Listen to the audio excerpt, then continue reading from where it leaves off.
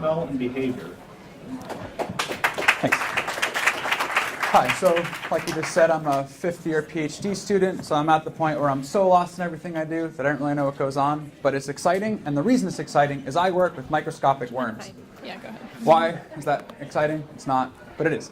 So, like sex smells, you want to know how things smell, and so I'm actually looking at how pheromones are sensed and how that's different between males and females. And so why do I care how males and females smell differently? When you look at a lot of neurodiseases like Alzheimer's, schizophrenia, autism, smell is affected and it's different between men and women. So I can't really study that in humans, and so how do I do that? I use microscopic worms, and they're really useful because every single one is exactly the same. And so I can see the same neuron in every single animal that I'm looking at, and how does that function, and how is that different between males and females. And so I'm working with a pheromone that attracts males and repels hermaphrodites, and so how do we get attracted to each other? It's through sense, more so up front than before you actually get to talk to someone. And so there was a study done in the 70s or 80s where they took sweat from the armpits of guys and they had women smell them and see how they reacted. Now in general, if I smell someone's armpit sweat, it's going to be terrible. But depending on where a woman was in her menstrual cycle, they either found it super attractive or super repellent, which gets really interesting. And so what's actually different there? And so we're looking at these worms and seeing how are they different. And so I'm looking at males for the most part, and we found that there's these proteins in the neurons that they use to sense their environment that are present in males that actually sense this pheromone. And so I'm trying to understand how they're sensing that to give us this unique perspective.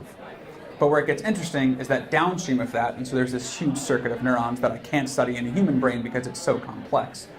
But downstream, there's these modulators that are actually affecting these neurons. And so for the most part, when you think of a neuron, anyone who's taken intro to bio or knows a general concept, a neuron talks to another neuron through a synapse, so a short gap, and they release these chemical communications, and then the next neuron gets active. What we're learning is that that's not the case, that there's a lot more going on where neurons talk to each other over long distances. So instead of me talking to you, I can actually talk to Terry in the back, and then get her ready for when Jean talks to her. And so there's these extrasynaptic connections. We're finding that in the male system of these worms, that there's these peptides that are released by some neurons that actually affect other neurons. And so I can have a male that senses this pheromone, and they're attracted to it because they think there's a mate nearby. If I get rid of a single one of those peptides, instead of being attracted to it, they avoid it all of the time. And so there's this one tiny little modulator that's affecting the nervous system for how we relate smell to behavior that completely changes the way they behave. And so if we can start to understand the mechanics of how these neurons function and how that's different in a worm, we can start to understand how things start to go wrong in diseases like schizophrenia and Alzheimer's, where smell starts to go, and why that's different between men and women.